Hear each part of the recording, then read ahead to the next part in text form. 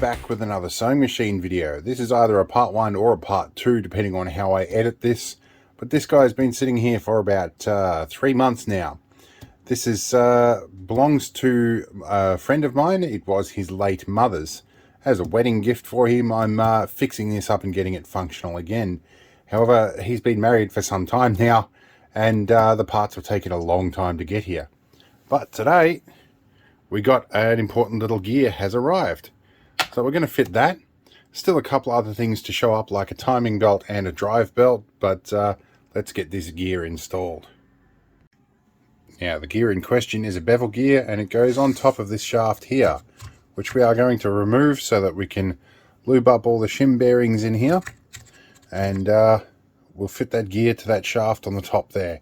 We're going to lubricate all of this, and as well we're going to lubricate this little arm that moves along in here, because it's a bit stiff and it needs adjustment, and it's a stop along here, so all of that needs lubricating. We're doing that as we find each element and as we go along.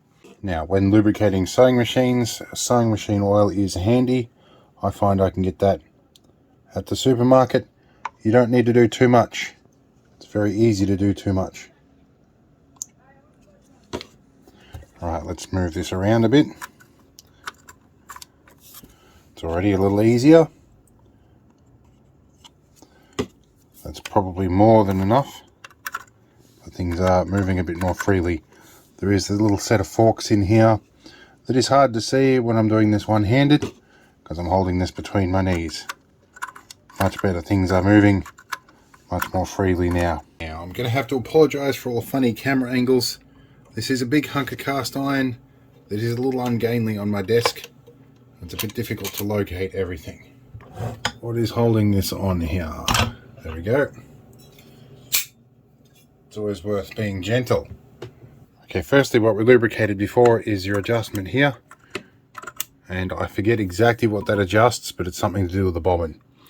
Now, the gear that we want is the one that intersects this. Now, I should have brought this gear as well, but I couldn't find it. So we're going to deal with that.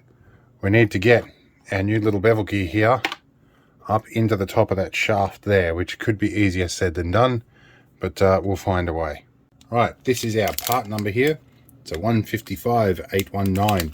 There's a couple of slight variations to these gears. They can look pretty much the same, but they are not, so be warned. There's an important distinction I've just noticed when I've gone to open this. No, those are not my good thread scissors. This one has 2 grub screws in the side, which is important to note. This one has 1. So that's an important note to make. But they are gears that need to be timed, and this is a nice nylon gear. Now, let's get it in here. Okay, so I found a loophole here. I can push my stitch width back across, and I can probably just, and I mean just, sneak that in that hole there. And I think that's the case. I'll probably get that in if I can take that arm off. So let's do this.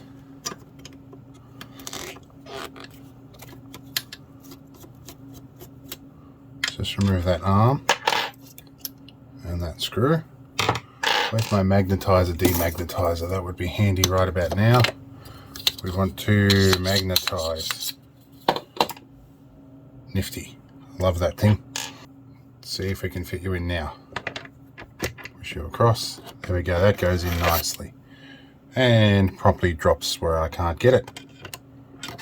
Okay. We are there. Now we're going to do tricky stuff. So this is going to be one long cut that I will edit. So don't mind the jump cuts.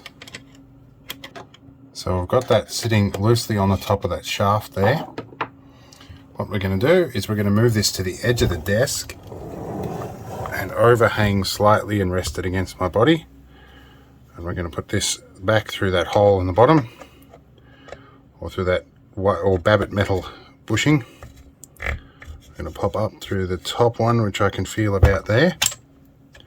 And if we're really lucky, we can use our recently magnetized screwdriver to coax this onto that shaft. There we go.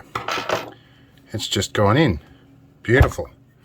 Now we should be able to roll that around because it's meshing until our grub screw faces where we want it.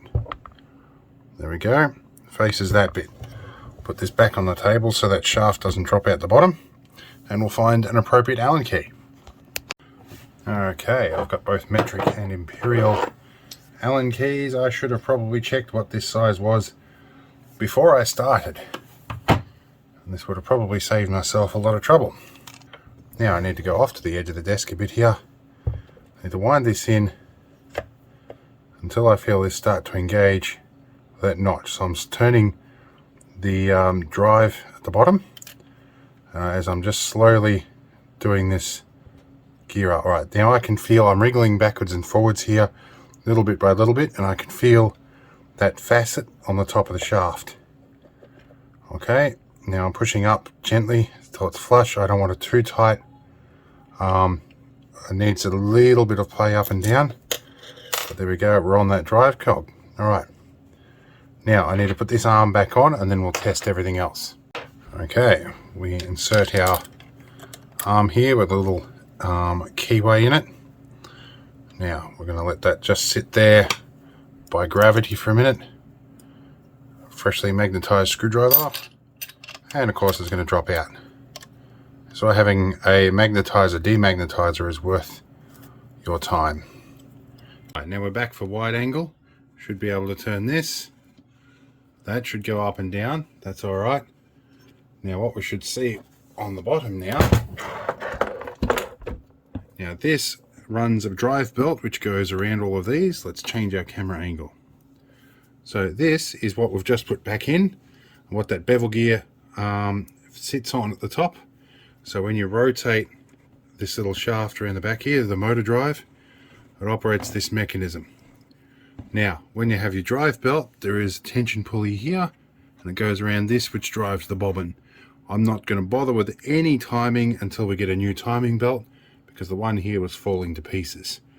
So for the time being, what I'm going to do is just make sure everything is running smoothly and doing its job as designed in here, which now we can get that back into position. We can take some slack off and that should operate more smoothly. Alright, so things are starting to actually operate properly, but for now we need a new drive belt or timing belt. The drive belt's another one. On the topic of the drive belt, there's a bit of a diagnosis. When that gear at the top here shattered at some point, this was obviously in use at the time, and it got stuck. So if we roll around here a bit, we can see this big chewed up chunk out of the belt. It's obviously been around the motor drive at the time, and that's been slipping and it's chewed out the belt. I'm having a hard time finding these belts, although now that I'm able to roll the belt around, I see a part number right here. So I'm going to look that part number up and hopefully we can find one. For now, that's the worst bit of the whole job done. So we're going to reassemble this and we're going to sit on our hands and wait for more parts to show up.